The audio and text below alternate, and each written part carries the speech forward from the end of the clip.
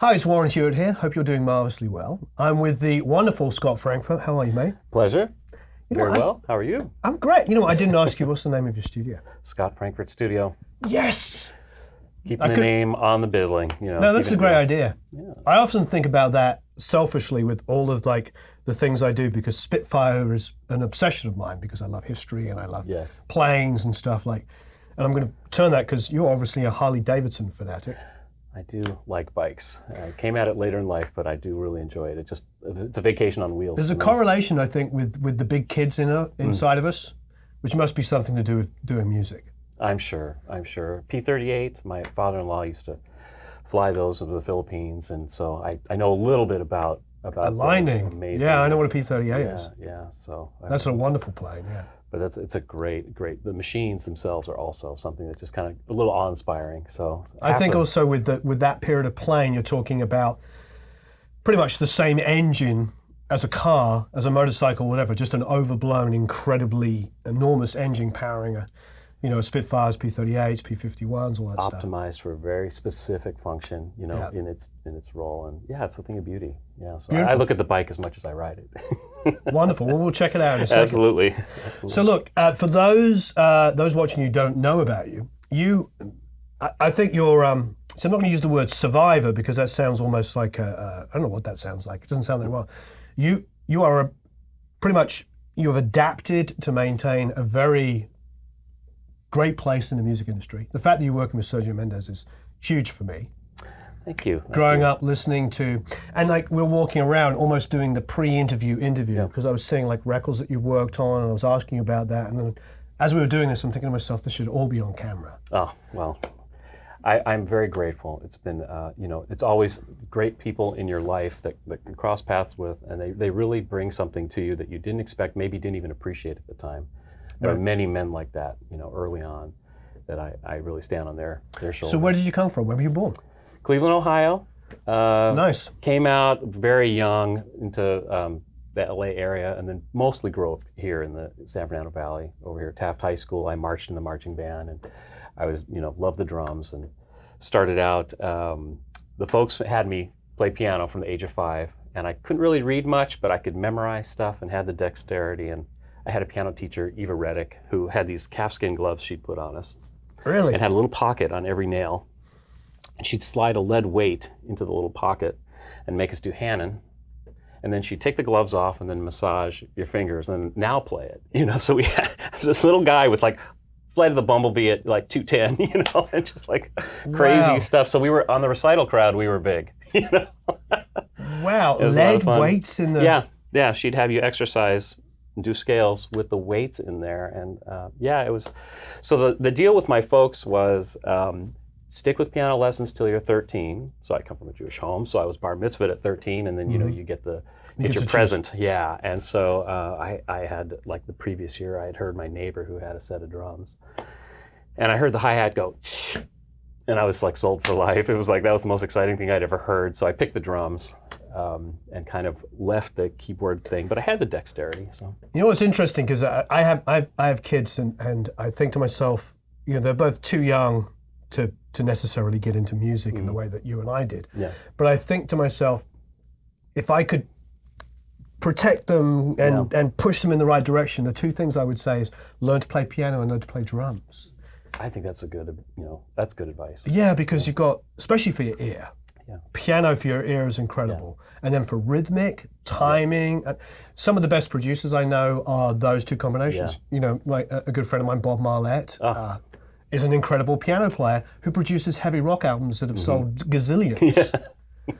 But he's a incredibly accomplished, piano player. So it's interesting, and I think that you bring an understanding that of harmony, melody. It gets in there early, and it really does help. And when I got through high school, where I was playing at Taft Jazz, I was actually playing with Dave Cause, the saxophonist. I don't know if you know Dave. Yeah. And it was a really great season at Taft Jazz. There were a lot of good players there in every section, and so I was really in a good environment. And I had a really good private teacher named Nick Vincent. He's a session-heavy, great musician. Really helped straighten out. instead of me playing every note I could find and every symbol I could find, which was kind of my original bent on the drums, he said, "No, let me introduce you to like Jeff Porcaro and Steve Gadd and Jim Keltner. Wow. By the way, here's a Warren Zevon record. Check this pocket out." So that's when I started to realize that drumming wasn't I worked about with Warren just before he died. Yeah. right. Mm-hmm. So it was definitely a transition, and then through college, I was studying music there, and then trying to Which be in college? bands. I was at USC. It's a great So school. I started out in the music school and I couldn't quite hang with playing tambourine on, ionization and all that for a whole year. So I thought, maybe I'll move over to some other majors. But it was a good experience. I was working at the time in a lot of bands and doing all that. And I was doing music retail, selling drumsticks and trying to do all that. I didn't do the music school, but I did music retail. Yeah, a great experience. You know what it was? And there were no drum machines then. They were just coming out. Mm-hmm. And they were in the keyboard department. The DR55, the little black and orange one, and then the DR110. And then the Drumulator hit eventually. And then, what were some of the other ones? The RX series Yamahas. Yes. Those were huge because they were like the first sampled drum sounds. And I remember for us, they were like, wow, this sounds like real drums. Went from to suddenly doo. Well, then Lynn, of course, and then I could never afford a Lynn drum. Right, and then the SB12, and then the 1200, and that was my. What was the Alesis? Oh, HR16. HR16 and the HR16B, scary. Yeah. We sold a lot of those for sure. They were great, but the pads used to fail quite easily. Yeah. They were definitely, there was a high fidelity to that at the time that those other, 12-bit, 8-bit companded things didn't quite have. Sure. But it was fun making your own EPROMs, wasn't it? Oh, yeah. Trying to erase them with the ultraviolet light. Oh, yeah. It's so funny considering how easy it is for us now in DAWs to bring stuff in. I think, I'm going to go on one of my famous tangents, but I have a friend that does film. He used to work on a software called, I'm completely blanking. Oh God, was it Inferno? He was an Inferno artist. And he worked on Moulin Rouge. And I think of a sort of a parallel because he did that amazing scene with his backflips and all this kind of stuff. Yes. But he's like in his late 50s, and people come to him to do special effects. I see. And he says to them all the time, I can do that for you, and it will look great. But because he came up doing it the difficult way, supposedly, he often says to them, but if you just do it this, and this, and gives them another idea of how to do it, it will look better and more natural. That's right. So I think often when I think of all the acquired knowledge that you have from making your own samples, which I think is another thing that we should go into here, it means that when you do open up your DAW and do something, you have all of that acquired knowledge behind you. You can get from A to B quicker. That's right. It's recognize a problem sooner. Yeah. Something that maybe was solved a different way in the past, and then you realize, this is the same problem with new vocabulary. Yeah. So how did you get into where I'm about to go? Because you were telling me about this just a little bit earlier. Sure. So how did you get into? Because you worked for Ensoniq for years. Sure. So I'm doing music retail. I get back to keyboards and synthesizers because now I'm in the keyboard department because drum machines are out. This is the 80s. Yeah, and I'm getting this is more when versed in synths are like ruling the world. And so I'm back to keyboard again. I'm working with synthesizers, and I absolutely take to it. I just love it. And I actually had in the bands I was playing in, I would have like a Jeff Porcaro drum rack. I took apart my Gretsch kit, and I had like a floor tom up here, and a Oberheim expander over here, and a JX 3-piece sawed off with the keys over here, and then drums over here, and it was Eurythmics time. It was nice. Prince and the Eurythmics and all that stuff. So it was like this crazy glam kind of stuff. Fantastic. And all of that, I took to it. I had a mentor at the time who was very helpful, and I kind of learned to program on an OB8, and that was kind of my first foray into big polyphonic synths, which is actually now in a rack down here. And so that morphed into the first sampler starting to become affordable. So the EPS came out. And I took to that because you could actually sample, and you had floppy disks, and you could store like 1.4 megabytes of piano. I mean, that was a lot back then. So it sounded different than the Mirage, Yeah. Only the Emulator 2 could outdo that, or a Fairlight or something like that. And so Fairlight, wow. Right. And so that took me to an opportunity to train at Ensoniq, which was in Malvern, PA. So I got a sponsored trip, from the music store, and went out there, and I was pretty good at it because I'd been selling a lot of them, and I was working with the their early, I think it was the VFX was just about to come out. And I was really cocky. I was in my early 20s and, just full of myself, and told the instructor, he liked some of my stuff. I said, yeah, the EPS is great, but we can't sell them because they don't have any sounds. It's a great machine, but so for whatever reason, he ignored the fact that I was kind of rude and obnoxious. And he took me to the director of marketing, Jerry Kowarski at the time, and Tony McInerney, and I said I would love to make sounds for this, and they hired me that day. It was just one of those fate things where I was just so grateful that things turned my direction that day, and that was the next 10 years of my life, was this wonderful introduction into not only a steady pay, which for a musician in those days was great, Absolutely. My job was go sample George Duke's Bosendorfer, meet Peter Wolf and do Chicago's horns, go and get guitar from Paul Jackson Jr., meet the Earth, Wind and Fire guys and get Maurice's kalimba, one after another, and I was suddenly just introduced to this whole world that would have been impossible to enter at that age with my experience level. That's amazing. How were you recording it? What was your chain? Well, back then, you had very nice access to mics and things like that, the ones that we still largely use today. But it was DAT machine. It was 16-bit. I mean, it was all recorded onto DAT. Wow. It was recorded to DAT. That was the best we had. So, I had a 2-track. I had sound tools. So I had the very first Apple II CX with running sound tools on it. So I did some recording there that was really high res. So it was usual. It was you're in a nice studio, or you bring in a U47. Yeah, there would be very. It's funny because the mics you might use for music aren't necessarily the ones you would use for sampling. Sampling is so much about noise floor, because obviously you take a picture of a piano, it's one picture. You do that times 88. I understand. Round robin, velocity. You've got thousands of samples. Now it's no longer anything like the original because you're playing thousands. So the noise floor is almost more important than the character in a weird way. Sure, I understand. So you have to have both of those things. Yeah, but so what kind of mics, like B&Ks and Sheps and those stuff kinds like of things, whatever be right. To be honest, we would shoot out and try. We'd do little test runs and see what would translate, because by the time you did all the processing at 16-bit to get the sample to loop and do all that stuff, it wasn't always the sexiest mic wouldn't necessarily win. Sometimes it would be something equivalent to a pencil mic or something like that, would actually be the best thing, or a combination of mics. But a lot of that work, there were some great engineers around for too. I don't know if you know Eric Zobler, but he's a good friend from those days. Chuck Zwicky.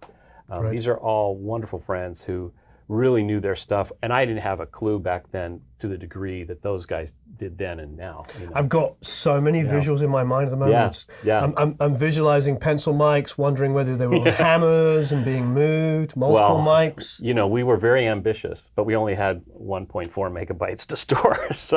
And we were developing for ROM too. I did a lot of work for Korg at a similar time frame. And so again, when you're making something for a ROM chip. Are all of these still available, these sounds? A lot of them are. I mean, a lot of that stuff's in workstation keyboards still. Right. And a lot of people have translated the old Ensoniq stuff, and they play them in Akai compatible samplers. And, it's a little different than it was back then, but no question about it. You'd get the best signal you could. You'd get as much level at 16-bit as you reasonably could, and then process it. And that was part of the job, was doing the sampling. But then there was, of course, the voicing of the instrument. Was there any EQ or compression going on or anything, or was it? Yeah, for sure. Oh, there was? For sure. Right. At that time, the idea in sampling wasn't so much about get the purest signal and we'll process it in DSP later, because there wasn't a lot of DSP. The idea was capture it the way it would be in context. I see. So we would have people, play as if they were playing on a record, get our best sound that we thought would work for that groove, and then sample from there. That was usually the MO. Yeah, it was time-consuming, very hard work. I'm so fascinated by this. Hopefully everybody's keeping up, because I've got so many millions of questions. I'll try and. So, for instance, let's just say we're playing a middle C on a piano. How many velocities would you do? Well, even back then, okay. I'm just so intrigued. Let me start now and work back. Side. Yeah. I'm happy to go there. I will go there as long as you want. Yeah. Let's start today. Today, all bets are off. We're streaming. So you'll take as many samples as it takes to get the best ones. Take as many velocities as you think you could support in the marketplace. because it's all about memory and delivery speed now. And then you look at round robins and you say, how many round robins does this instrument need? Right. Multiply that by how many notes you want to capture. What do you mean by round robins? You play the note, and then you play the note at exactly the same velocity again, because it will ring a little different, just like when you play the same note on a guitar at the same dynamic. I understand. So if you're playing the same note 4 times in a row, it doesn't sound like no machine gun effect. No machine gun effect. Exactly. So now the round robins can get, into the, 2, 4, 8, 16. So you take that factor, you multiply by how many notes you have, by how many velocities you have. Every velocity needs how many velocities on So let's say you did 16. So let's say you did 16 times, say, 4 to 8 round robins. On times every all note. the keys on every note. And that's just for, like, say, that tone. Now you want to do the dark version or the bright version of that instrument. And it just goes on. So that's today. Like, all bets are off. These take years to make, these instruments, right? Back then, a minor third spec was like a big deal. Like, we're going to sample minor thirds on the piano, because you knew you couldn't use it all. You were basically getting half a second of every note, and you'd like try to cram it down there and loop it really good. And the attacks on those things, if you played fast enough, they sounded pretty good. But if you held the chord, it didn't quite sound as good. And again, I think at the height of Ensoniq sample technology, you could have a sound that spanned 3 floppies. So that would be like a premium 4.5 whatever megabyte sound that was like, whoa, it took a long time to load. And so, but the tapes had a lot more information. We worked a lot harder to find the best samples because they had to transpose further than they do today. Today, everything's 1-to-1. So it was a real challenge, a real art form, something that you learned, lots of tricks. There wasn't a lot of tech, but what tech there was, I was thinking of like Alchemy, was a RAM-based sample editor. And you could do like early time stretching, time compression in RAM. So if you could fit the sample in your megabyte of RAM or whatever 4 megabytes of RAM, you could do things to it.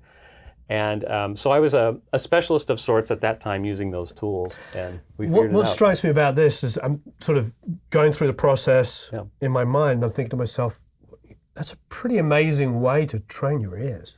For sure. And to understand instruments you don't necessarily play, because you start to understand. It's a remarkable education. It was, and it continues to be. Learn something every day about that type of stuff. But it was nice to be around at that time to figure out how to do it that hard way for such a small memory footprint, because as the footprint got bigger, you so appreciated it that you took full advantage of it. It wasn't like, all right, let's just get through the day and say, automate it. I mean, there's auto samplers and things that, I couldn't imagine using, unless it was on some very synthetic source. Because it is human touch, after all, that you're trying to capture. What I loved in that period, though, is like you took a lot of those keyboards and you could do some really crazy things to them. We used to take DX7s, for instance, which I know weren't sample-based, it was FM modulation, but we would take those and put them through pedals and guitar amps because they had they had a sound that lent themselves to being messed up. Totally. Yeah. Totally. I had this DX7, and I took a Tom Scholz Rockman and kind of gutted it and put it inside my DX7 with a switch.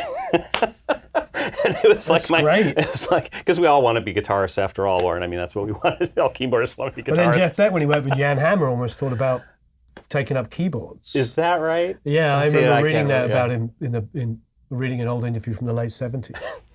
That's amazing. So I think we just sort of both want to be, but then with Jeff Beck, he moved to playing with his fingers. He dropped the pick and started playing with fingers because he just wanted another level of expression. I see. Well, that makes perfect sense. Yeah. So all of that sampling led to kind of a parallel career because I was, passionately pursuing songs. Writing in bands, playing drums in bands, and then had this sound design gig at the same time. So they crossed over because it was nice to show up to a session with a prototype keyboard. I had a little bit of an advantage.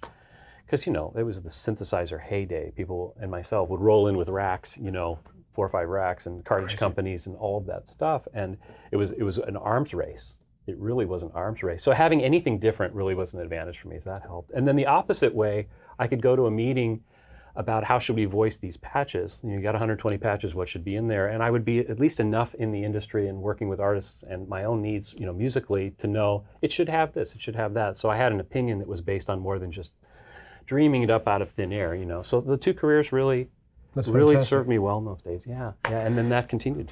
And then I'm going to flash forward and then go backwards. Sure. But then flashing forward, you worked with Spectrasonics. That's right.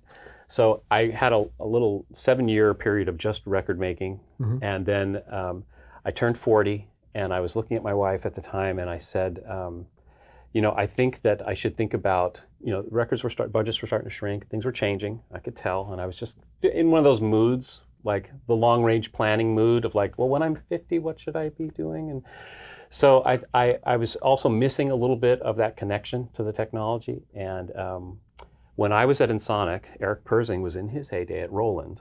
And so we knew each other well, and we had a lot of mutual friends, but we were competitors. So you get to a party and you can't talk about anything because you're both under NDA, and you can just kind of smile, and you just can't talk about your work or anything. So that always kind of kept a certain distance. But when I was thinking about going back to a NAMM show and putting my card out there and saying, I'm thinking about doing this again, I called Eric first and I said, do you have any suggestions? And he said, yeah, come over here right now, and so we talked, and he was looking for someone at the time, and it was like brothers separated at birth. This is right before RMX development began, and so it was really great to team up, and after a few years I became his VP, and so we released Stylus RMX, Trillion, all the expanders for RMX, and Omnisphere, and a lot of stuff that's still in the works about to come out soon. So that was 13 years of work at his right hand. So I got to see another round of amazing sound development in an industry that's completely changed. There were no plugins when we started, and now all there is plugins. So it's definitely, Yeah, absolutely. Yeah, so it's been a wonderful, and I owe Eric so much. He's been a tremendous advocate and a support, and the whole team there is just good people. Great. They really care about what they're doing, and they don't come out with stuff fast, but when it comes out, it's usually pretty epic. At least we shoot for that, And That's amazing. Yeah, so it's been a wonderful part of my life to be in both sides of that. I think the biggest thing I can think of is just that attention to detail and that focus and train. I know I mentioned it earlier. The ear training part of it is huge for me because as a guitar player, and I know I was alluding to this about talking about having my kids and wanting to focus them on drums and keyboard specifically. It just seems like such a huge way to develop your talents. Yeah. Because, having an overview as a musician was great, but when I started engineering and producing my own material and then other people's, I started looking at it all in such a different way. It's true, and it's so much. There's a lot of disciplines that aren't necessarily musical that go into that kind of work. You have to be able to sit in a chair for a long time, because if you're sitting at, or whatever you're leaning against, you're working on an instrument that you're playing, let's say a keyboard, you can't breathe because you're up 40, 50 dB of gain. Yeah. You're in a very quiet room. I don't care how well your floors are floated. When you're sampling, it's at another level. So you're hitting this thing and you're waiting 40 seconds for it to decay. You just take a deep breath and hope for the best. And you just hope that a siren doesn't go by on Ventura Boulevard because, exactly. And it's like, yes, you can fix that kind of stuff, but you're trying not to. The best stuff is the real thing. And so it takes that mental discipline. Vicari's a couple of weeks ago. Do you know Dan? I know of Dan. LAFX, and they have a C7 there that was used. I think that was for Ivory. That sounds right. That sounds right. Yeah. So, and he told me that they did it in the room, the same thing. So Very I just had a difficult. great visual when you were talking about the siren going past. I could just imagine days. And your own to do body, just trying to be still, just your bones creaking or anything that might, whatever. And it's like, it's definitely something that I did a lot at night, because the city is quieter. Sure.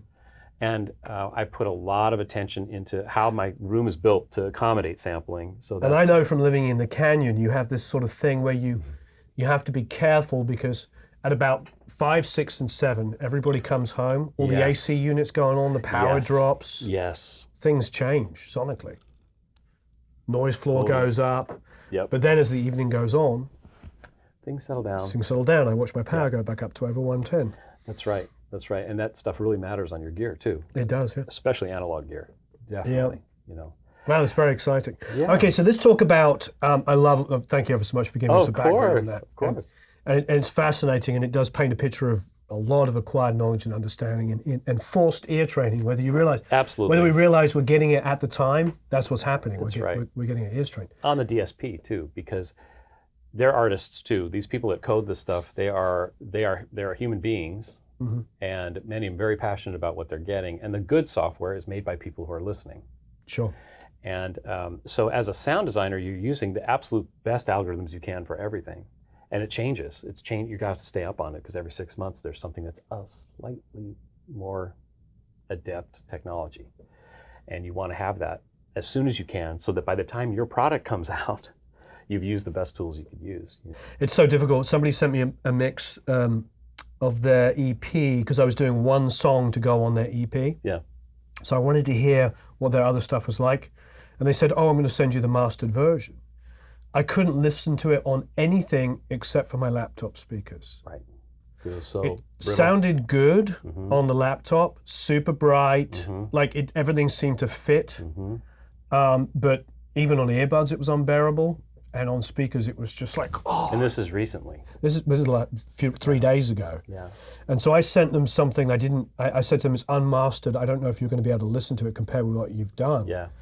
And I don't want to get critical of stuff like that, but it's, so now I think we play this game. I've noticed with quite a few mixers now that they're controlling their top end in a much more detailed way than they used to. That's true. Because we used to have excitement coming out of car stereos and stuff, and splashy cymbals.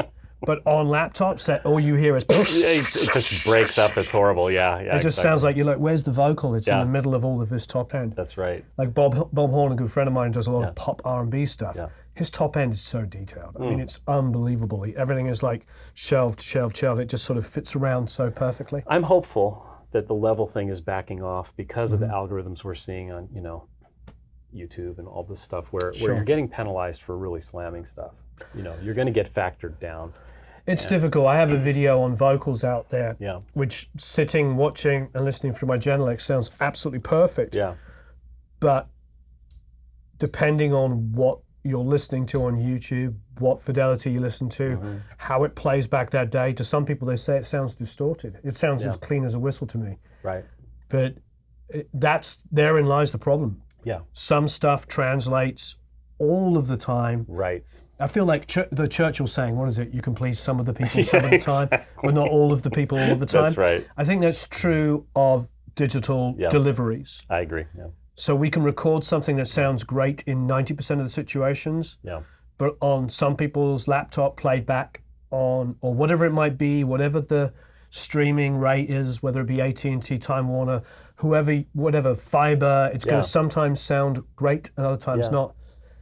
Yeah, we're living in a very interesting world with that. I went to AES meeting in LA last month, and they were just talking about, there's no standard yet. That's right.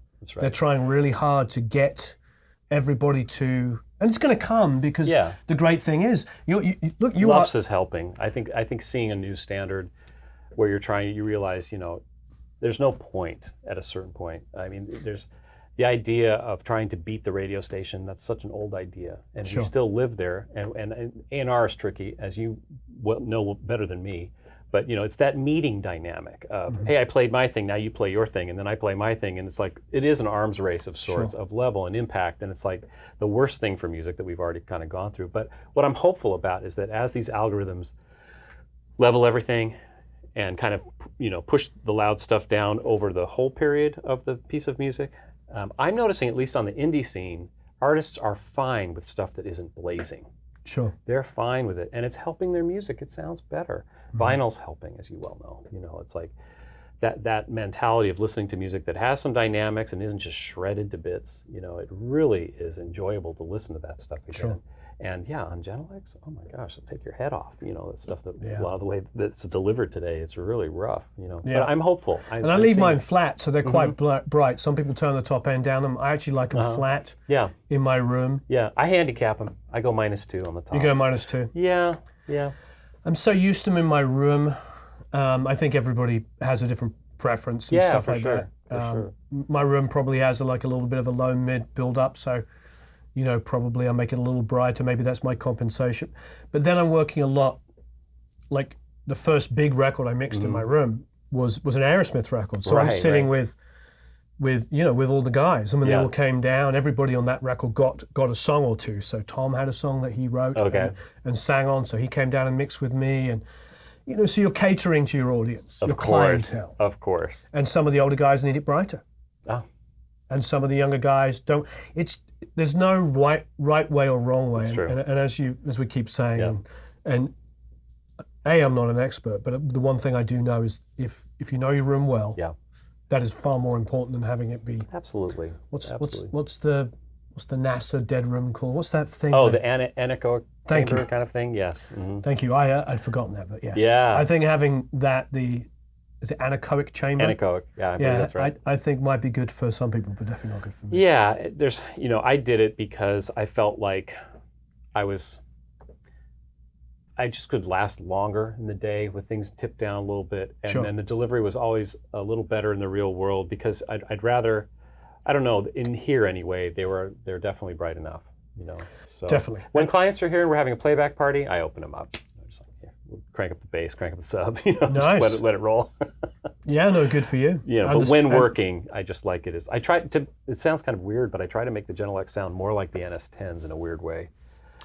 Even though the imaging is better and a lot of things, but I try to handicap them for that reason so that it's not so drastic frequency spectrum wise. Right. Even though the imaging, of course, gets the high mids on the Gentle X, on the NS10s. Oh, brutal, just brutal. Yeah. What is it? 7 dB at 1.5K or something? It's rough. It's rough. But then if that's in check, everyone has their own thing that works for them.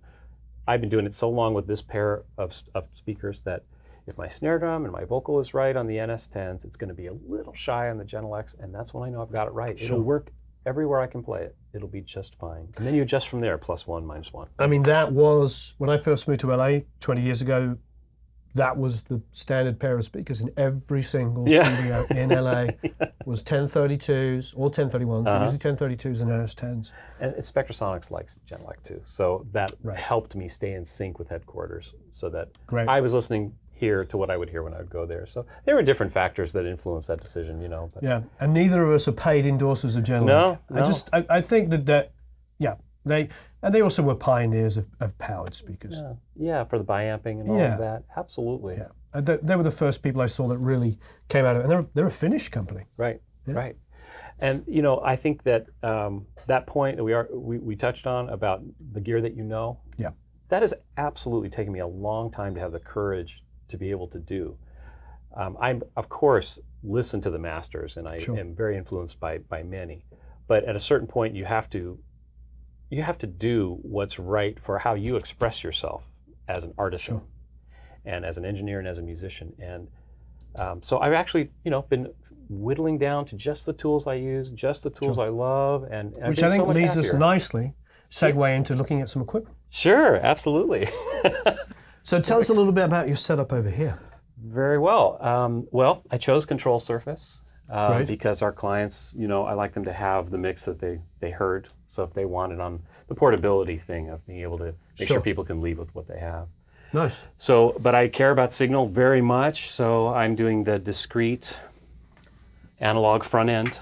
These are my kind of go-to mic pre's and line inputs. What are they? These are made by Daniel Lanois' brother, Bob Lanois. Oh, I didn't know this. I've never seen these. They're out of Canada. We call them the Golden Pairs.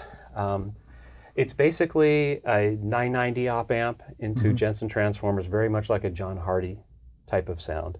So it's got a little extended bloom in the low, tons of headroom, tons of nice recording features that I personally love. I love that there's no VU but a glow light, so it gets brighter with more signal. Oh, I see. You have to listen to it. I love that even though it's a continuous control, it's stepped, so I can count 1.5 dB, and I can get in between if I want to. So great. You never hear it clicking when you're riding something, but I know I can get back to a reference point. So. Great. Makes your callability easier. So I love these guys, and they're usually my go-to first. I depend on those APIs quite a bit, depending on what we're doing. I love, that sound is a great flavor. It's all about flavors for me, having what I need that I'm used to, and I know how to dial what I want. For super clean stuff, I love the Millennia. If I want something that's we sample a lot through it. There's definitely anything that I want to have a lot of gain, but I don't need a lot of character. Sure. I go there because it's just pure, and we do a lot of strings here, so that comes in really happy. Fantastic. Actually, right now, last time I used it, I was using it on the R88 with a cloud lifter, so that really gets a nice room thing on a ribbon. So you got kick, snare, and hats going through the. Today I do, yeah. Yeah, that's great. Yeah. Usually my drums will line up here, but because we had an orchestra too, that's the first place I would go after these. And then I find that I still grab the old Focusrite from time to time. I use it on piano a lot. Wonderful.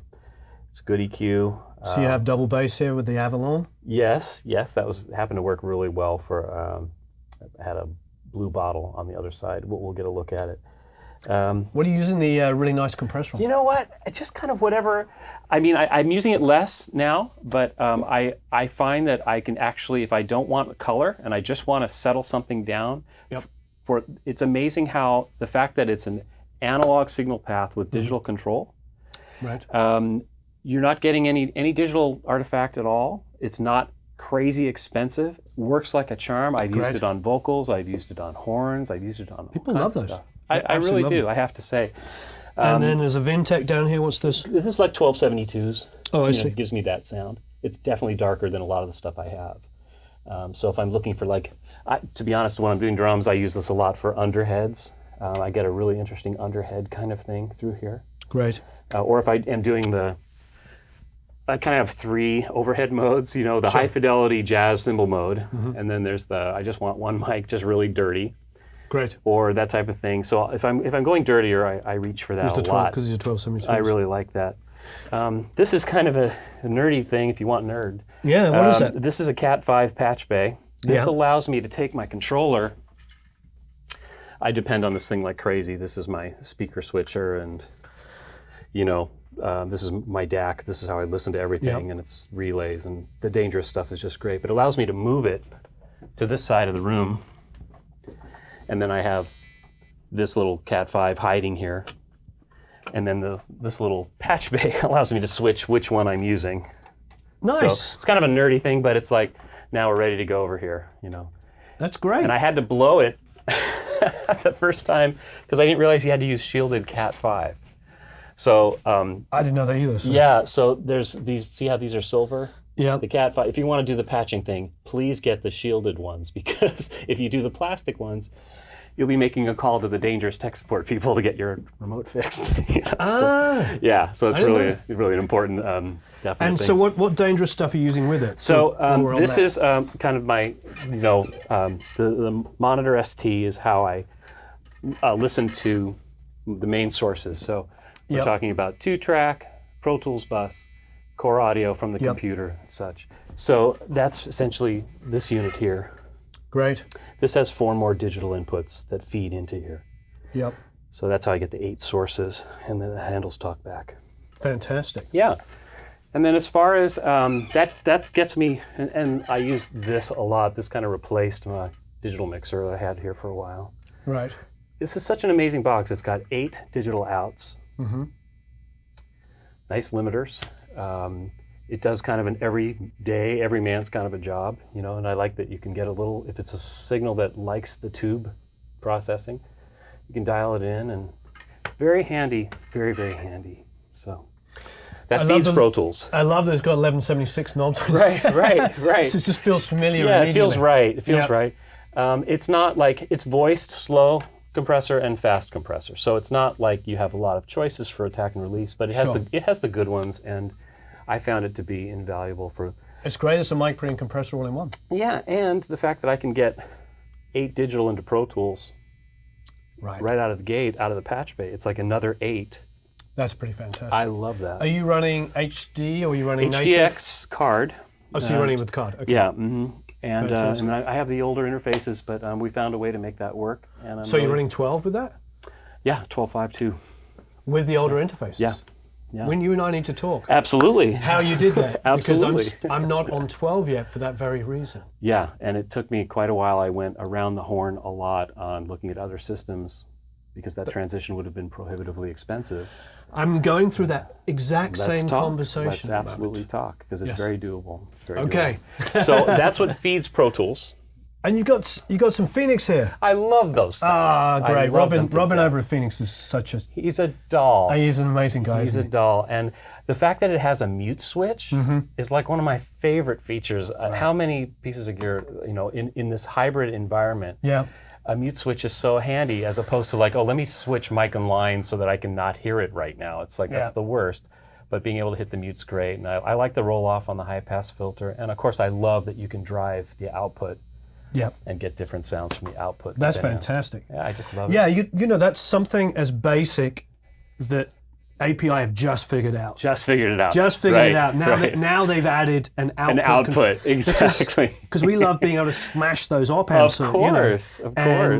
Yeah, they've just figured that out, so now we can do that. Exactly right. And largely why they're here, it really helped it upgraded my guitar game a lot. Fantastic. Really and then the Electrodyne stuff. I love those. Yeah. I was talking to Tony Shepard, asking him, I needed a certain flavor, and he said, you want to really look at these 511s. They're really something. And I've been using them on bus just for a little extra, or wonderful. Take out, like last time I used it was on the orchestra mic, the main orchestra mic. Great. So that's fun. This is kind of new for me. I'm really enjoying it, though. It's kind of my, slow compressor when it's in this mode. Retro stuff is fantastic. It's really great. And then it's a little faster than an LA2A when it's in that mode. So I'm enjoying using that. And I'm using it in my vocal chain now, and I really Just because your hand's on it, what's that Korg? This little guy? Oh, this guy, I don't know if his battery's any good. I probably should have checked that. But he does a... It's like the old stylophone. When I was like, kids. Isn't that great? You get all this stuff. And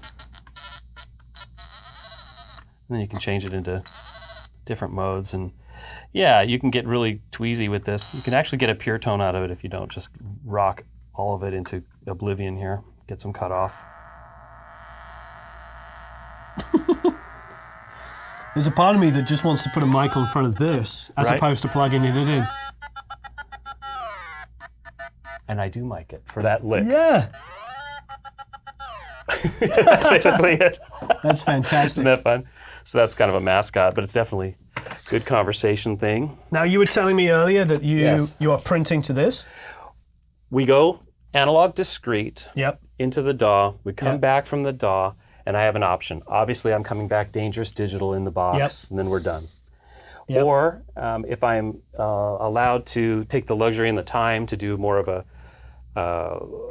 more developed sonic palette for the mix, I'll come back and I'll sum. This is passive summing, so there's basically nothing in there but wire. Yep. You have left, right, mono, and I love the simplicity of that. It's basically a resistive network that feeds into. Do you know Josh Florian? I don't. Oh, he's a wonderful, wonderful manufacturer, wonderful guy. He comes out of the mastering lab, and Bill Chenet, he worked a lot and did a lot with Bill.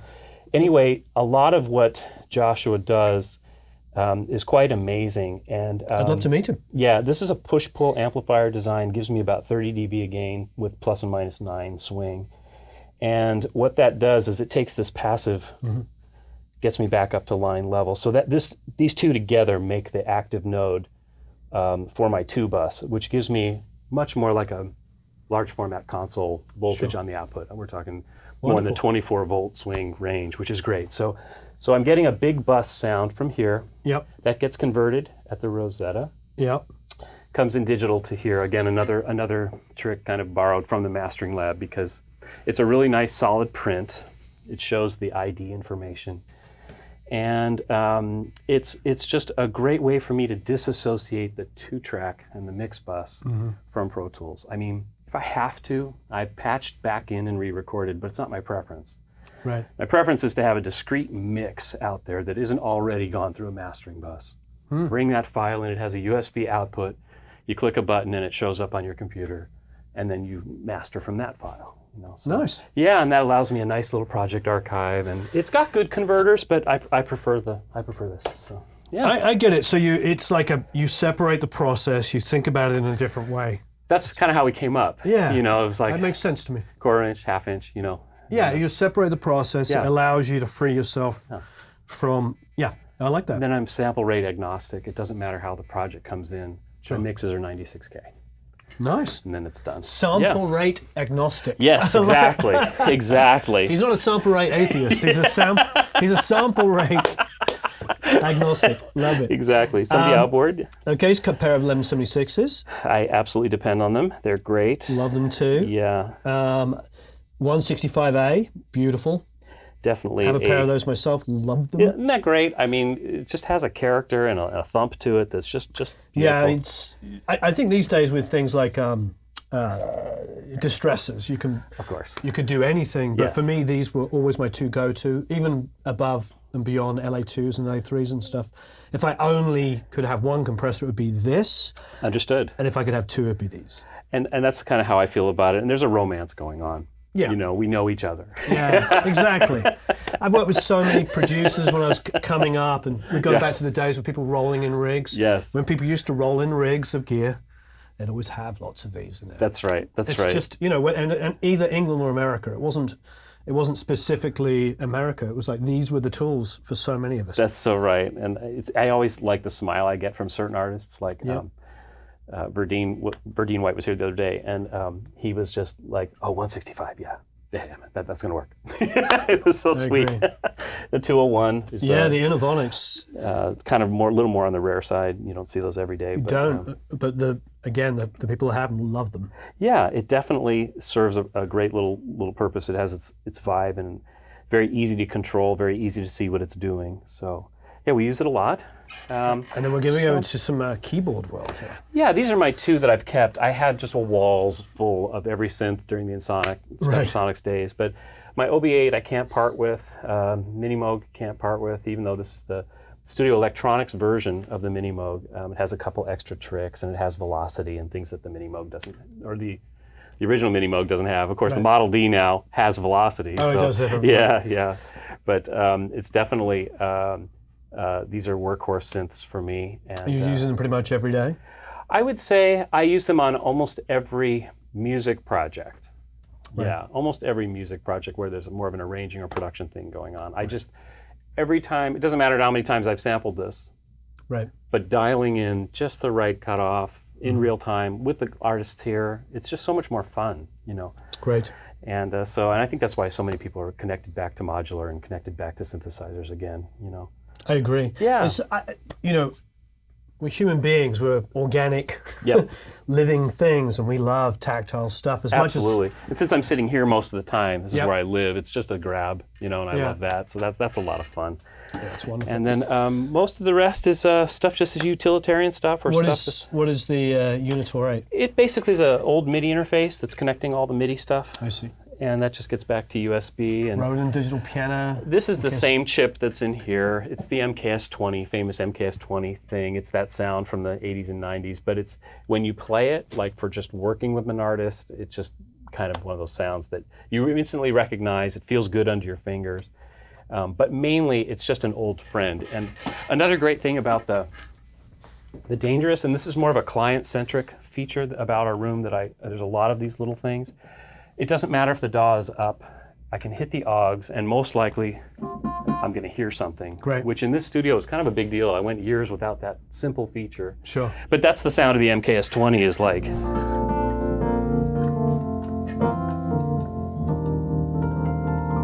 So it's that old Rhodes thing, you know. Yeah, that's a remarkably good sounding. But when Rhodes. you're working with somebody and you just need a keyboard, it's like the perfect thing. It doesn't You're doing say too much. pre-production, you Yeah, it doesn't. yeah. So that's kind of what that functions as too. In case this is rolled out of the room, we roll everything in and out all the time. So And then we've got some other Roland stuff kind of here. some older stuff that's not really. It's kind of holdovers from work that I did in the past. There's a lot of demos that I did for manufacturers back in the day. That was in addition to the.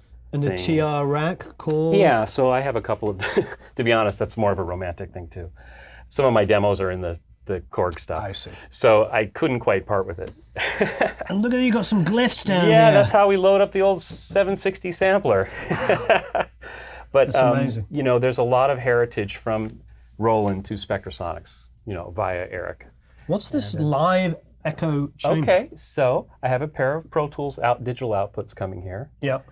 and then I use that DAC to feed the room we're going to go see where the piano is, and I feed that into a PA, and I kind of use that as an echo send. That's amazing. So yeah, it's a little bit of a, well, like I say, one of our kind of little tricks that we do to kind of get the most out of every inch of this place that we can. Well, then your studio has a sound.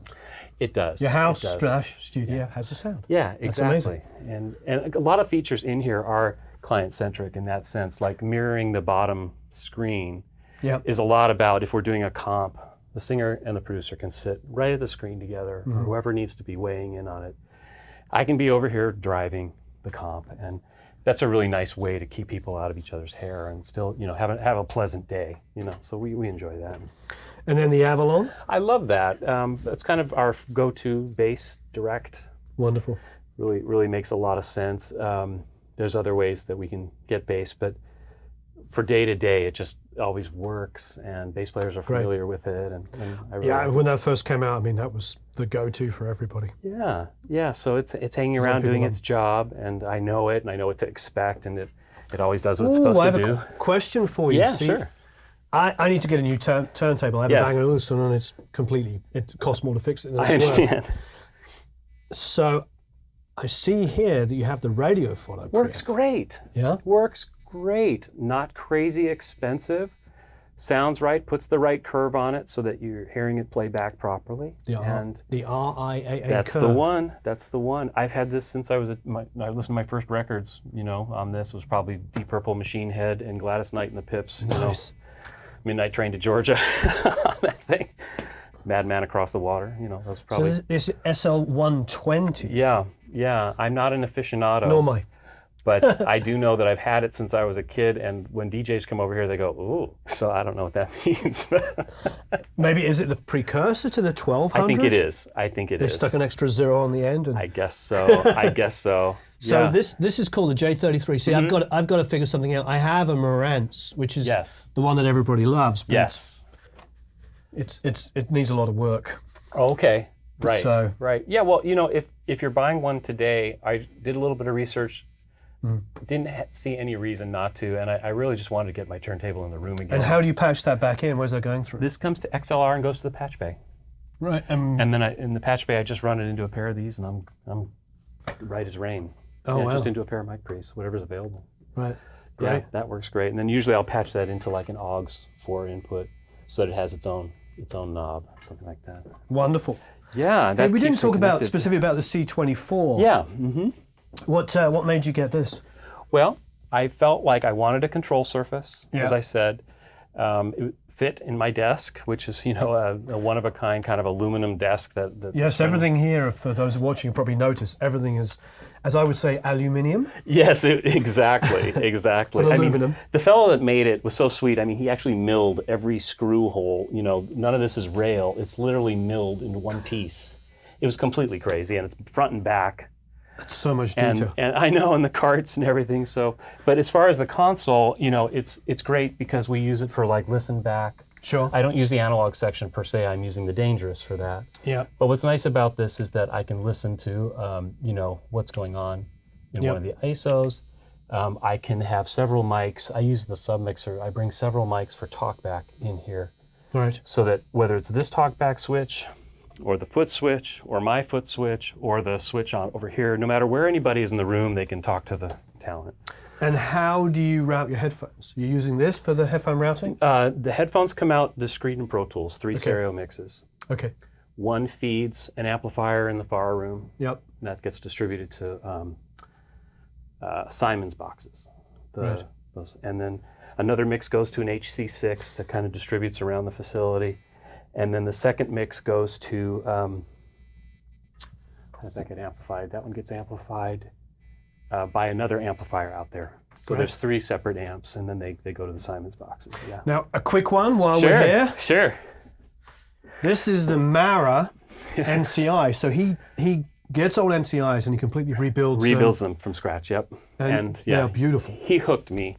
He knew that was kind of my dream machine. That I was a drummer, and that I really was hoping maybe someday to go back to 2-inch 16 just to see if I could up the drum game a little more. Beautiful. And what's so crazy is that, you know, it's a 36-year-old deck or whatever, 1979. It's one of the last, like there was like about a 5 or 6 month period for this particular, if you want to get nerdy, this particular JH16 has transformers, which I'm a big transformer lover. And so that of course checked off that box. And of course it comes with a warranty, you know, so that's like, how does he do that? I'd take a 36-year-old machine and exactly, give you a warranty. Yeah. And he's a great guy to work with. They do a great job. I didn't have a lot of experience using the deck. I was a player back then. I just remember hearing it and wanting to do it. So they're really good about that.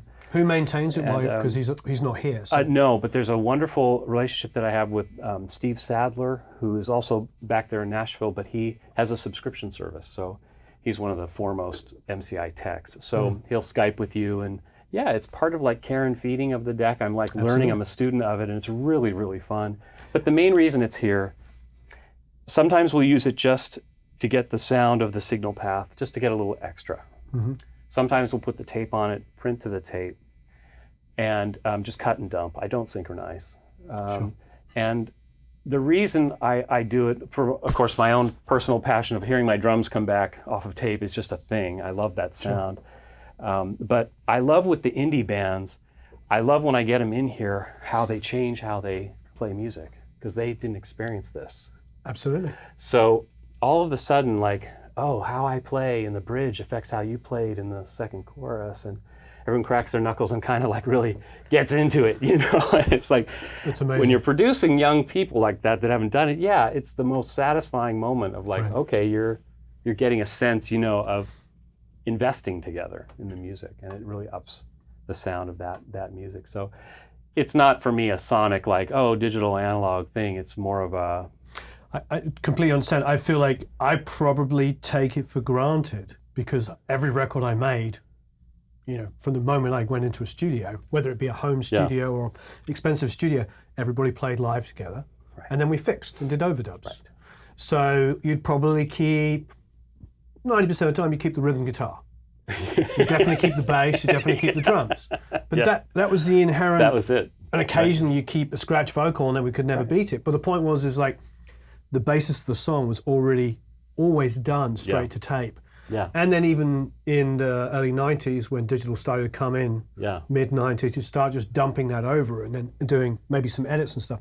But the reality is I take that for granted, and you're hitting the nail on the head. If you're like 25 or younger, you'll never, ever have going to experience keeping performances like that. That's right. I worked with a band recently and I was talking about it. I went and recorded them live, and they played great, but they wanted to fix everything. And I realized it's not their fault. They had never made a record without the options. Without playing it down, then some guy editing the drums super tight, and then the bass player replaying to the edited drums, and then him being edited, and then a guitar player printing heavy rock guitars with a DI, and then that being edited. And all that's valid and important. Absolutely, but so they'd never experienced. They didn't realize. To them, it was like, well, we just have to fix it because that's how you make music. Right. And so I feel bad is probably a big phrase, but I realize that it's not their fault. If you're in a rock band, and you're working with lots of modern producers, that's how they make records. So they just don't have the experience of doing that. So it's wonderful. Have you ever seen like someone comes in, they're doing a shaker overdub, and they're looking at you after like 4 bars. Am I done? You know, and it's like, no, I was hoping you'd like play the whole song. You know, so there's definitely a special moment that happens, and to me, that's thrilling. It makes me excited too. My Dave Sardi, I engineered with him for a few records, and he played a lot of percussion on the records that he would produce, but sometimes he'd like the singer to do it. And I remember saying to him, I was like, why? And he's like, well, listen to all those great Motown, Stax, Atlantic records, but there wasn't any overdubs. And it was the background singers playing. They'd be like, ah. And it's like, and he makes a point that the drummers sometimes, no disrespect to drummers, some drummers sometimes make the worst percussionists to themselves. True. Not because they don't play in time. In fact, they play so perfectly, but they don't have that kind of like sloppy, sloshy.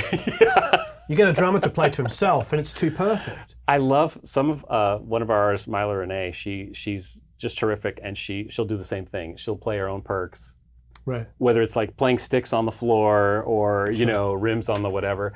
It's sweet, and it has a character, and Absolutely. it's like has that sloppy thing, and it's just beautiful for certain things. It's really Definitely. great. Yeah, Let's go check out the live room. very good. Well, one of the live rooms. There you go. Every room is, got a tie line in it. So we definitely we try to use every inch. A little recording light. It kind of helps people know when they're walking in. Oh, you got a recording light. I've That's got nice. two. I've got one in here and then a bar counter for the orchestra. But it really helps, let people know, There's a especially tie line down here, so you could every space put a has bass power. amp in here or a guitar amp. Exactly. Nice. The orange plugs mean balanced power, okay for musicians. The white plugs are accessory for lights and vacuums, things like that. Nice. This is our ISO with my drums in it currently. It's small but mighty, and we have closed circuit that Oh kind yeah, of we ties. should point this out. Look, I'm pointing at myself. Yeah. So this is every room is tie lined like this. That way, if somebody's conducting, at least you can see the cutoff, or you can see that type of thing. And you get a sense, right, exactly.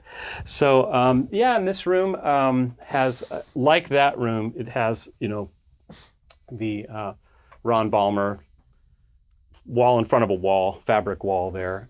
So this was built by Ron Ballmer, Frank Latouche, and tuned by George Augsburger. And, it's just a wonderful opportunity I had because of a man named Dennis Lambert. Do you know Dennis? I don't. I have to introduce Dennis this. was a songwriter. He wrote songs like "Ain't No Woman Like the One I Got." That's a great song. Right? He was an Ensoniq Yep. when I was in my 20s, and he was one of my mentors. It really helped define. Fantastic. So a lot of the things design-wise in this studio were kind of inspired by that room that he had.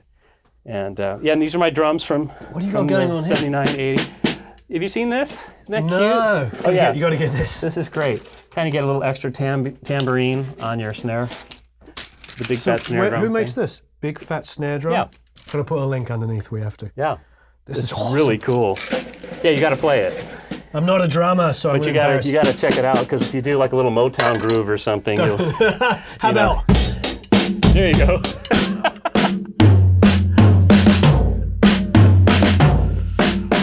Oh, it's great. Yeah, it's like stop sign, Probably drop doesn't G. translate onto our little lapel mics, but oh wow!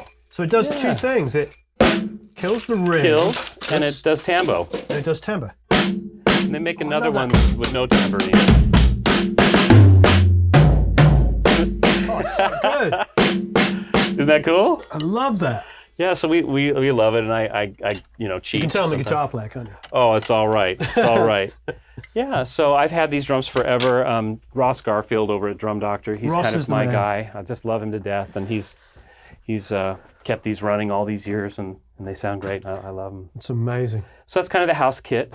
And so you're miking here. Quick, you got some 421s on the toms. I like 421s and I love toms. this little. Is this a modded? It's my old 57 with a Granelli mod.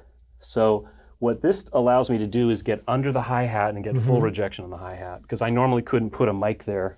I couldn't put this mic there, because the cable Wow. was at the bottom. So that's a little trick. What are I you don't- using for overheads? It depends on the day. Sometimes I'll use MA 300s, Right. the Mojaves. Sometimes I'll use 84s, believe it or not. I believe it. Yeah. Yeah, I'll just kind of use the overhead is so much of the drum sound that changes almost every session. And are you using this on your? Do you remember these? I do remember these. Yeah. This is basically a 451 capsule, and it's got the same pad. Yeah. If I can get it out of here, yeah, this way. It's got the same pad. 535. Yeah, so it was remember this. marketed as a vocal mic, but essentially it's a 451 EB. So it's kind of an interesting. That's fantastic. Yeah, I do so- remember those very well. It was in a drawer, and then I realized, wait a minute. Love you have pasties. Yeah, I was originally a Zildjian guy, and then I switched over for more recording days. In the last several years, I've kind of moved over, And Vinny's a pasty guy, isn't he? yeah, and John Robinson, and I just love the company too. And They're, John they're so Bonham. sweet. Right. So I'm a switch hitter, depending, but I absolutely these are my go-to. And Absolutely. I'm seeing a lot of various headphones. There's some blue ones here. I'm a huge fan of blue, and you'll see my bottle out there. I was like number 51 blue bottle, with skipper Y's, and aren't those cool? Those feel great. And they have a hinge. Yeah. You notice like they hinge. Yeah. So what's interesting about that is that, like from a comfort point of view, they really get in there, and they're great. nice. These are the passive. Oh no, these are the active ones. But I have a pair of passive Lolas that I like even better. These are a little heavier than the Lolas, so wonderful. So that's our little ISO here, which is a good size and acoustically treated. I've had 9 singers. I've had. I don't do strings out here anymore because I have this other space now, but I used to, put a quartet in here. You can put a quartet in here. Yeah. I've done 3 brass. I'll point the trumpet this way into the trap. I'll put bone in the middle. Great. And I'll put the sax over here, and we get a pretty wicked I was going to do that's what she said as well, but anyway, so bada boom, bada bing. Yeah, and some then percussion. Just some random goodies. Somebody just grabs a thing.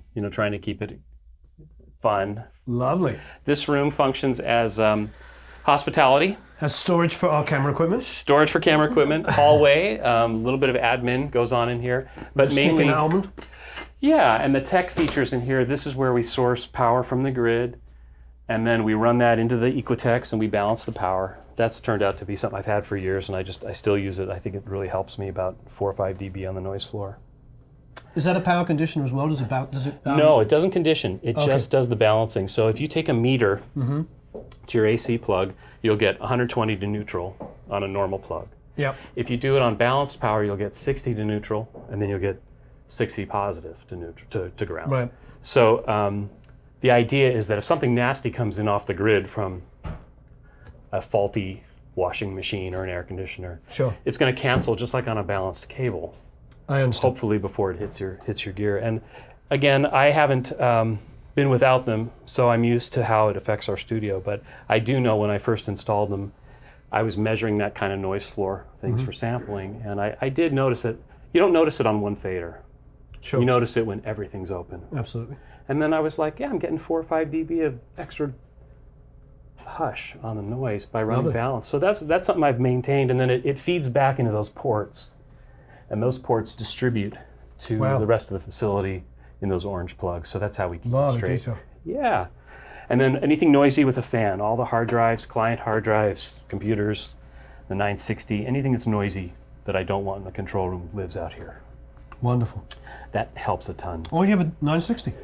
Yeah, I love that. Beautiful. I didn't see the controller in there. Must have. Yeah, it's to me having a hardware reverb, it's a great sonic opportunity, but during a live session, I just don't want to be instancing plugins, and I just love being able to put up a great play. I understand. Put up a nice thing, and to me that moves the session along. That and sharp pencils and nice food move the session along. So then transitioning through now, we leave the commercial build of the studio, and then we transition to kind of our hybrid house. So this won a Latin Grammy? Yes, Beautiful. it did. Sergio has made 3 records here. Beautiful. And this one was the second one, and we really enjoyed. I can't say enough great things about Sergio. He's such a gentleman, a consummate professional musician. His wife, Gracina, she's an absolute lovely person. And what's so great is that, he's worked with everybody, but he believes in people like me, young people. He'll work with anyone that shows they care about the music. Cool. Give me his number. Right? Right? You know what I'm saying? That's awesome. Completely awesome. Yeah. No, obviously. So then we do hospitality. We're left over from a couple days ago doing a large group. So wow. This is hospitality for the orchestra. Beautiful. So this room is affectionately known as the Shire. The Shire? The Shire, yes. Is where the hobbits live? Yes. And by the wood, you can tell it's really friendly with acoustic guitar, so we'll overflow into here. Last thing I had in here was a pair of French horns.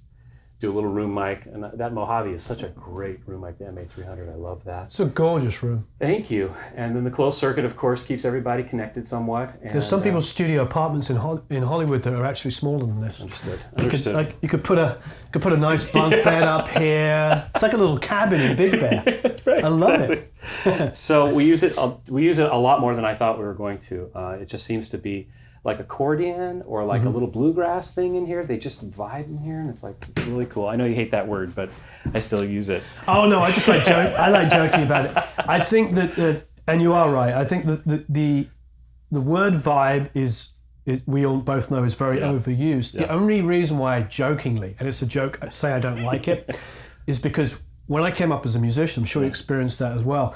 I started after 5-10 sessions, put it together.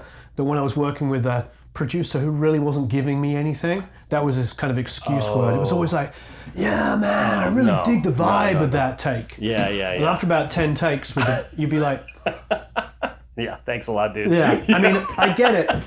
If it's grooving and everybody's working well off each other. But yeah, sometimes that was just kind of the go-to excuse. Understood. You understand what I mean? Totally. Yeah, so we have only 4 tie lines in here, but we use it a ton. We use it every inch that we can. So what do you have here? You have some ATM 25s? These are workhorse dynamics that I really was feeling like, What were you tracking? This was French horns. I mean, obviously they were further away, but these were the close mics. And then using that for the kind of opposing room Master Mohan, sound. yeah. That's the MA300, which is a great multi-pattern mic for the money and for the... One of my students, followers, was asking me about horns and stuff, and I was... My gut reaction was, having worked with the best like you have, like Tom Scott and stuff, they choose, when they can, some very nice mics. Yes.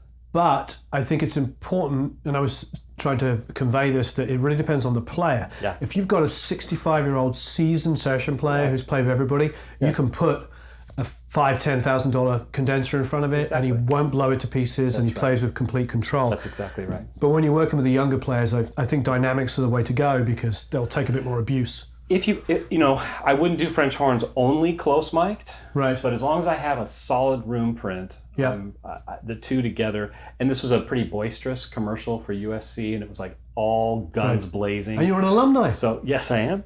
And so it was really nice to just be warm and close as possible, and and they suit great, and they're just a really fun. Do you remember what pre's these were going through?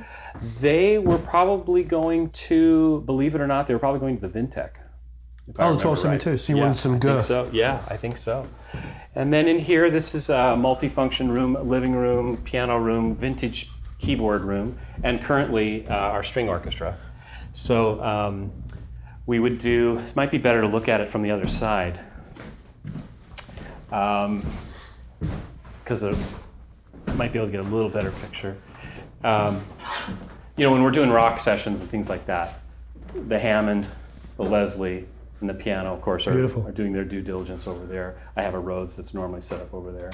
When we're doing strings, I use the R88 for stereo ribbon, which captures like my main print of the orchestra. And then they have a bar counter up there that reads Pro Tools. Yeah, it's an AEA R88. Those are great. Yeah, I love it in here. It just gets the right thing. The pattern's right because I'm getting plenty of air around the mic, but I'm getting a good... Is it like set up like a balloon line? Yeah, exactly. It's kind of doing this thing inside. It's like 2 ribbons that are like this inside. Great. And, so it gets a good face, and then I know exactly where everyone was sitting in the room, and then when I bring up my spot mics. So that's like the key, and then I use those wides. I'm using the Dragonflies now for wides, and that gets me that wide picture in terms of room mic. And I didn't treat this room. This is just how it ended up, and it's been working. Great. Didn't know it was going to work, but we did a few sessions, and all of a sudden it's like, okay, we figured it out. No, it's fantastic. So normally you think I have to be in this, much higher ceiling, but we're with this amount of players, it's just right. It works just fine. So. And you have this beautiful Steinway over here. Yes, this has been lovingly taken care of by Jim Wilson, LA Piano Services, long time. It has some beautiful tricks. Yeah, we were looking at it when we first arrived, and you were talking about this piano bar. Yeah, you want a demo? You want me to demo it for you? Oh, please, yeah. Sure, okay, That's somebody you can play properly. Oh, well, I don't know about that, but hate to kick you off the bench. But no, compare with me. Trust me. It's so the piano was rebuilt a little bit by Jim for studio purposes.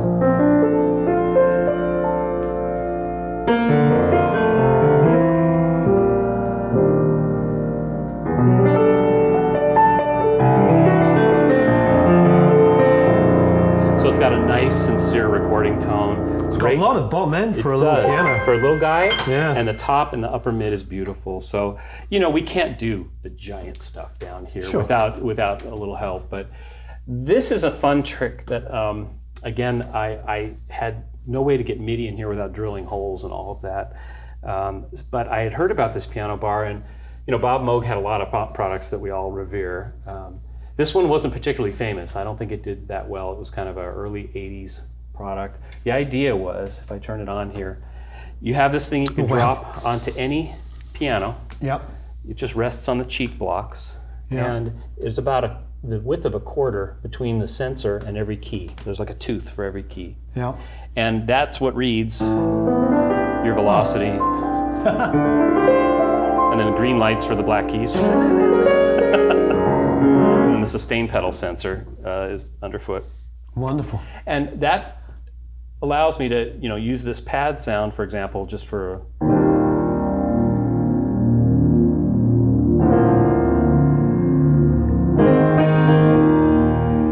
so if I play really quietly, you'll only hear the synth. Beautiful. And that's running to a PA that's kind of hidden in the walls there. And, so much fun. You it's sit here really all day fun. playing? I do. And then the trick that, maybe some will appreciate, I don't know if everybody knows you can do this, but, MIDI is a 5-pin format. Mm-hmm. And this has MIDI out, which is why it's here. And you can run that over an XLR cable. So I just made a cable out of a MIDI cable, and the top 3 pins are the pins that you need for MIDI. Sure. So you can use an XLR tie line. It runs all the way back. As soon as you said 5-pin, I was thinking to myself, yeah, but they only use 3. Right. And then so the 2 on the outer side, you don't need. Yeah. So you wire it up. I run it back into a tie line, and then it shows up at the computer. So I can get an acoustic print and a MIDI print. Wow. Routinely, and so that's the main reason. And how the velocity sensitive is it? Amazing. Is it really? Oh, amazing. Yeah, we can play multi-sampled piano stuff, and it'll work. It'll just work. It blends beautifully if you want to do something. Or substitutes. Or like substitute. You want to change something. Yeah. Wow. Which we do a lot. No, I know. For real piano players, which of course I'm not, I'm a guitarist, but real piano players, they grow up with weighted keys. That's exactly. And there's nothing, whatever you do with weighted keys on a synth, there's nothing compared with this. All of this stuff going on together, the bounce back. Yeah. And we touched on it earlier. This is not, a sample is not there's too many notes playing back when you're dealing with a sample. If you play back a 10-note chord on a sampler, you're firing hundreds of voices because you have the round robin still ringing, the sustain samples, the resonance samples, the sustain pedal, the noise, the felt noise, and you have all these things firing every time you hit a single note. And you multiply that by how many notes in your chord, you've got the noise floor of all of those recordings, as opposed to what's happening when you have a pair of mics on a real piano. It's stereophonic or monophonic at that point. It's not like 5,000 voices all at one time. So it has a completely different experience tactily and musically for a player. And so it's really wonderful to be able to have the MIDI too, though, because invariably there's that one note in the solo they wish they could change and they don't want to replay. So. Absolutely. Now I'm looking, I'm intrigued. So you've got... You found my unmatched pair? Yeah, no, that's... So you're using an unmatched pair, but you've also got them kind of backed off. This was a mother of necessity for that particular session. Sure. I have like 3 or 4 different mic modes for this piano. Of course. But in this particular case, I just kind of backed off to get more of a classical picture. Mm-hmm. I wanted the lid open. So normally I would close the lid or half stick for something like that. But, sure. And to be honest, normally I use this 4050 as my other piano mic. Right. But I'm not that fussy about the matched pair thing. I don't know how you feel about it. It depends on what I'm doing. It depends on what we're doing, yeah. Yeah. So if it's something where it's okay because they're miking 2 different parts of the piano, and I'm not looking for a perfectly phase coherent, perfect piano miking. I'm looking for something that captures the part. And so in this case, I preferred the 4050 on the violas. So I moved it over here and I thought, just throw that 414 up there. So it was a little bit of a cheat. No, I mean, yes, necessity is the mother of invention, yes. For sure. But I've also learned too that sometimes you get a nice thing from 2 different mics. Right. You get a little bump on the low end that you didn't expect, and it does a little thing to the image, and I don't mind. Plus, I've recorded a gazillion pianos. Yeah. One of the most successful bands for me was a piano-based band. And there's no such thing as perfect phase unless you had a stereo mic. Right. Whatever you do is a compromise, as you know. I usually do strings and strings like this. You know, and sometimes it's cardioid, and sometimes I do omni and get more of this, everything going on. Absolutely. Sometimes I pull back, and sometimes I use one mic and omni. Quite often I'll do a mono in here, blended with the stereos. The stereos are matched, but this is unmatched. My point is like there's no right way or wrong way. It's true. I have the modes that we use a lot. Sometimes we'll open the lid all the way up. Yeah. And I'll actually fly the R88 right over the thing, and it's just like that's so the best phase you're ever beautiful. going to get. Yeah. Yeah. And for indie, dark, it's beautiful. Then sometimes I'll get the 4050s as you described, but I'll get really close to the felt, and we call it the felt sound. Some people want all the mechanics, and they really like that for a certain thing. And then, there are still some guys that still just peek over they just do this. Yeah, there's no right way or wrong way. And I've even done the two omnis kind of coming at each other over there, kind of parallel to the... And that's a lovely sound, surprisingly wide, and gets a lot of, instead of lid, it gets the stuff going that way. Sure. So you're looking kind of at the player, at the strings, and then you're looking as it travels down the string, and it's a really fascinating sound. So for the sound designy guys, they love that. You'd think, now I'm thinking about it because we're talking about it, you'd think this, maybe taking this off. We do that a lot, because this is how it feels when you're playing piano. We do that. And even this is better. Yeah, that's right. Yeah. But taking this off is from a player's point of view, the most satisfying. Oh, it is? Oh, I love that. I'm not a real piano player. Yeah.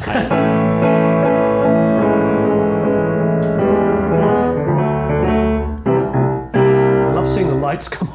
Isn't that fun? So this comes to me by way of Judy Mooring, my late mother-in-law also, and so it's kind of been in the family a long time. So it gets Beautiful. A lot of attention. What year is it? Do you know? It's I would say late 50s, early 60s. Wonderful. Something like that. But and Steinway years, I think that's pretty recent. Sure. We used to have one that was a 1924 or something. I can't remember. Yeah. But Jim does a wonderful job, and we voice it pretty often, almost before every serious piano session. So, right. Yeah. Beautiful. That's an important thing. Yeah, and so as far as like the players, so much of our business runs on knowing who's going to be here and what they need, and because we are under the radar, and so having the right chairs, as simple as that is, they're not particularly expensive chairs, but they're the ones that they like because they have the right angle. Sure. And they're used to them. They're the same ones you'll play on a Capitol, and it's that kind of thing. These are actually very comfortable. Yeah, if you're holding a thing. And I'm not going to allude to the fact that I know how to play a violin because I have no idea. And then on the double bass, we put my bottle. This is my favorite mic I own. I've been using it. It's a small mic. Small mic. Tiny little. So Alec can come in here and get a shot of this tiny little microphone here. Here's his front. I'm sure many of you are familiar with the bottle, but you have the changeable caps, and then you can hot swap them, it was my first major microphone purchase. I'll never forget it. I spent more on that mic than I thought I would ever earn in my whole life, And it was like number 51. Skipper Wise was the guy back then. I got it from Westlake. Nobody knew about them. It wasn't called Blue. It was called Baltic Latvian Universal Electronics back then. Oh, wow. And so there weren't a lot of them, and I just did a shootout, and I preferred it at the time for the thing I was doing. And I have been using it ever since because, again, you've got a great body electronic, tube-based electronics, and because you can swap these capsules, I've been able to use it for Omni, I've been able to use it for cardio, I've been able to use it for bright vocal, I've been able to use it for warm vocal, I've been able to use it on just about anything. So it gets used every single session, and it's an old friend, and wonderful. I love this a lot. Makes me feel like I always look at these and I always think, when I first discovered them, I thought they were based on 563s. Oh. The Gefels. Right. Because they had that same capsule look. Yes. Definitely makes me, huge. Yeah, it definitely is a little awkward to position sometimes, but normally it's my vocal here we go. starting point. Baltic Latvian Universal Electronics. Isn't that a trip? But if you take off, I can't remember which connector it is, but it says 51 in there.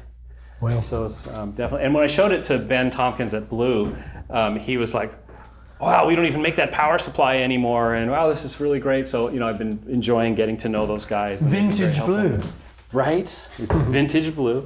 Now on cellos, chose the 47 for these two because they were sharing a stand and sharing a part. So, well, and I really, that's my second.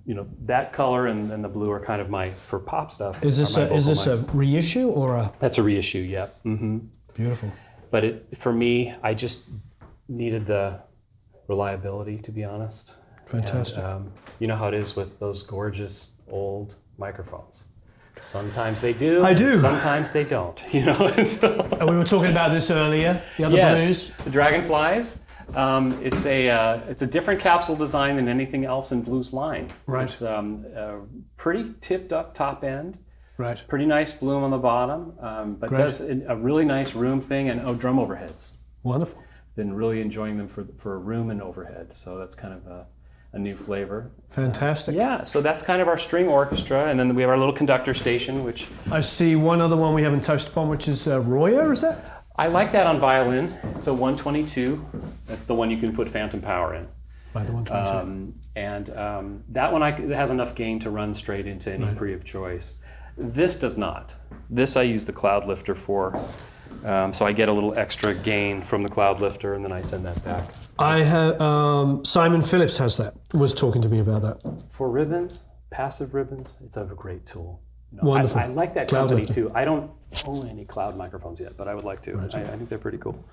Wonderful. So yeah, but that's a great tool because you send phantom to it. You don't have to worry. It protects the microphone, and then you get all that gain. So your pre isn't cranked. So that works really nicely. Yeah.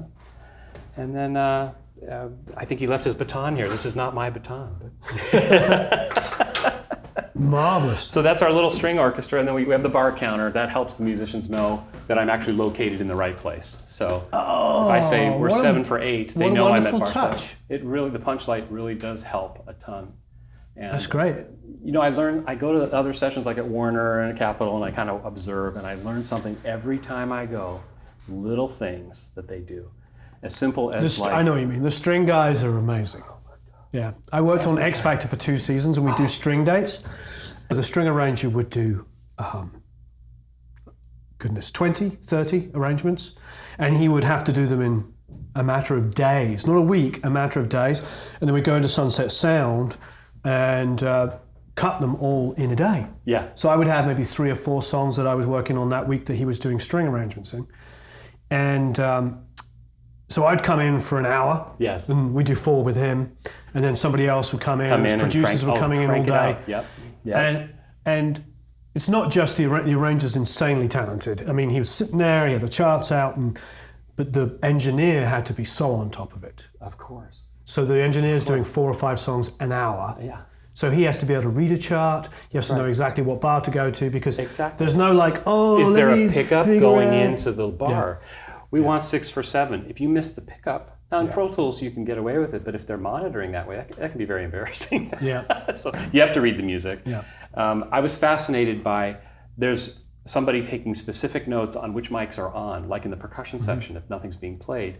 It gets written down, typed into a laptop, comes out on a decal, gets printed right there. This is on the console and put on the score by the end of the cue. That's how fast they're going. Sure. So that when you go to mix, I don't need the snare drum mic. There was no Piatti on this one. It's just like, that's so great. I just love that stuff. And also, I just did an album for Christian Castro, and they cut all of the strings in Mexico. And I'm like, I need to know, and I want to see what the engineer's blend was. There's no way I'm going back in there for a full orchestra. I know. And rebalancing when there's a guy that's what he does for a living. He records orchestras. Right. Yeah. If this is the balance that the composer, the arranger, the engineer signed off on, that's what I need to hear. That's why that main mic is so important because it tells you what was played and where people are sitting. Sure. And every time I mix something that I didn't record that has orchestra tracks on it and there aren't submixes, that's the first thing I'm listening to inform. Right. Oh, they put their horns a little further than there's so many clues that come from the main mic, so important. Yeah. So it's a real challenge. I find it to be because it's not like you're doing a rock session. Could I hear the kick drum? You know, and you're doing that. It's like you have no time. You have to have a good sense of where your gain is, a good sense of where your balance is. But we're also blessed because when you're dealing with great musicians, yes. they also know how to play well off each other yes. and balance each other. That's yes. why a lot of guys will only wear one ear. We rent those for that reason, because the DT-102s are kind of like the orchestra mic. Come back up again, Simon Phillips. Yep. Growing up in England, it's a German product obviously, but Biodynamic DT-100s, yes. the dual ones, yes. are what every studio I've ever worked in has. Yeah, exactly. I just pulled out 3 pairs the other day that are all broken, but the thing about them is you can repair them because you can buy them. They're like modular, whatever it is. You can buy all the parts and it comes replace apart, them. and thank fantastic. goodness. I know. I mean, they're kind of horrible sounding. Let's be honest. They're they're horrible. Really mid-rangey. But all the players want is click. Yeah, but they cut through. Yeah. Yeah. They just want click, and they want to be able to hear each other. Yeah. And if we give them any prelay, they go, "Can you turn the prelay down?" You know. And I'm sorry to say horrible sounding. I mean, they're like the best description. The best description I've ever heard is like a pair of NS10s strapped to your head. Lots of mid-range. But you're in a live situation, lots of people playing, you can get cuts as opposed to like big, scoopy sounding modern headphones where all of the detail gets lost. A problem for me I learned by putting up stereo cans for large groups like this is that if you give them stereo cans, they'll take one off and now you've got more bleed, twice as much bleed as you really should have. Yeah. And then they're falling out in a fade and you're like, they want the click on because they want to know where to cut off, and it's like, so the single-eared cans is definitely something that's probably a future investment for us because we keep renting them. You know? DT-102s, yeah. Yeah. I see them at string dates when I go to Capitol. Yep. I was blessed to mix with to mix at Capitol with Al or something? with Al Schmidt. Oh Lord. But this was the biggest blessing of all those. So I'm with Jack Douglas and Jack says, and this is just a few weeks before he died, he goes, "Oh, Phil Ramone's in the room next door. Would you like to meet him?" And the same thing happened. All my hair's still there. And so I'm like, "Sure, yeah, I'll meet Phil Ramone." Of course. So we go in the room, and I've said this many times on camera, so it's getting kind of old, but we go in, and Jack and Phil worked together in the 60s and the 70s.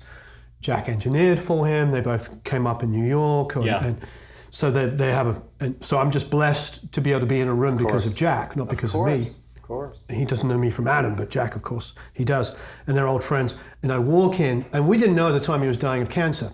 But he's sitting there and he has the chart open like this, and he has a string arranger, and he's like got a pencil and he's pointing and he's marking it up. And I'm just like, I remember saying to Jack, I was like, "That's a real producer."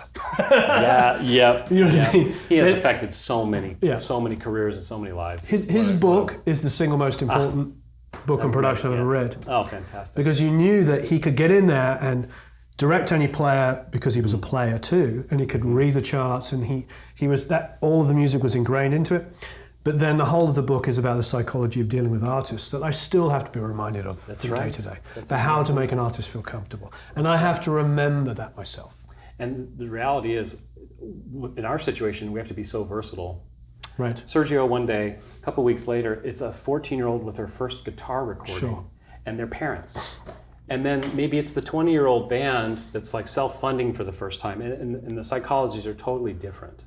Right. Someone that really knows how to sing and handle a microphone, completely different. Right. But everyone has their struggle that day. They are definitely up against either a budget or a time thing or a political thing or something's going on, and then you're the referee that has to be sensitive, be a problem solver, and not be drawing all the attention to yourself. Right. You know, which is a real, like, I don't know, it's a life skill I think that you just kind of gather over time. Right. You can't really learn it, and it is one of the most rewarding things though of the process when it goes well. Right. You know, and then you feel it's horrible when it doesn't go well, of course, which you hope you minimize, you know, but it's definitely, there's no question, the psychiatric quotient of a record producer, oh my gosh, you know, you have to know a lot of things. You do, and you can't, it doesn't always work. That's right. You know. But being honest about that, I think, is the best tool against that. You know, everyone's rooting for the project to go well. It's a war against your own capabilities and your own dreams. I posted something, and this is going through my mind, and we're going to be near the end of the video, so maybe not everyone's going to hear this part of the conversation, but I posted something recently, a sort of discussion point. One of the things I find with living in Los Angeles is everybody kind of knows somebody else who's kind of got an opinion. Yeah. If we were even where I grew up in my little village, there was a community of incredible musicians, Yes. some of them very successful. I grew up with a couple of guys that did really, really well. In my friend group, for instance, everybody's done well, but the reality is like that can also be a curse, because if you don't trust your own instincts and you start farming it out to 20 different people, you'll get 20 different opinions. Absolutely. It's one of the things that You'll get 21. Yeah. That's one of the things that I think can be a downside for people in LA, is that they all know other successful or middlingly successful people who all have very strong opinions about what they do or don't like. But I've noticed when I've worked, I'm sure you worked with Sergio Mendes, I've worked with, I'm not getting all name dropping, Steven Tyler and blah, blah, blah, all these, Isaac from the Fray. They don't send it out to 20 different people. Right. That's right. That's right. They find the people they trust. They find a couple of people they trust, but most of all, they listen to it themselves. I have a relationship with Mervyn Warren, who is, I don't know if you know Mervyn, but you'd know his work, like Soulful Celebration, Handel's Messiah. He's like kind of heir apparent Quincy Jones level talent, and also business-wise, and wonderful man. He brought me in on the Whitney Houston stuff. He brought me in on a lot of the Boyz II Men and all of those gigs that I was so grateful. And I was the drum programmer. So that's how I kind of got in with him. Now I'm also mixing for him, and all these things, great things that he's doing.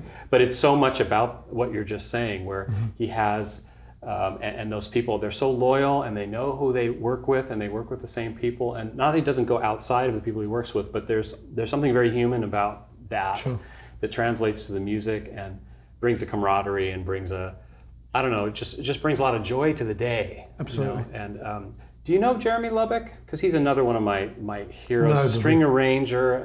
I'd love to talk to him. He's in South Africa now. He's kind of retired. He's a little bit far away. Yeah, he's a little bit far away. Yeah, you want to jump on a plane? We'll leave in half an hour. I think that a lot of the great pop string stuff that's been done, a lot of it could be attributed to him, and a lot of the Foster stuff Jeremy had a lot to do with, and so and he's always said things like there's no substitute for right, and he wasn't just being proud about it. He was just trying to say that just reach for it, and that's going to help you get the music that's between the notes, aligned with what you're trying to do. Right. Little tidbits from guys like that cared enough to take the time, and that you see modeling the community thing and giving back and not being LA about it, not to, but no, the Hollywood factor is it's real, and you I have personally just found that just do your craft, keep your mouth shut, do a good job, and let it spread from there. And it seems to always have worked for us, so we're grateful for that. But like you say, it's a blessing to do anything in this business. Yep. Completely and totally. So great. Thank you ever so much, Scott. I really appreciate it. It was a complete delight. Thank you. That was amazing. I want to find more excuses to come back and talk to you about more stuff, because there's so much stuff we could have touched on. I think the horns, the strings, we could do a whole episode on just that. Fantastic. It would be my pleasure. Good. We'll do more. All right. Very good. As ever, please subscribe. Go to Produce Like a Pro, sign up for the email list, get a bunch of free goodies, and leave a bunch of questions and comments below. You have Gmail and a YouTube account or any of that kind of stuff? I do. ScottFrankfurtstudio.com is the best. Okay, well, I'm going to get you to answer some of these questions. I would love to. See, I just threw them under the bus on an unedited video. There you go. Thank you ever so much. Take care. Have a marvelous time recording and mixing. See you again soon.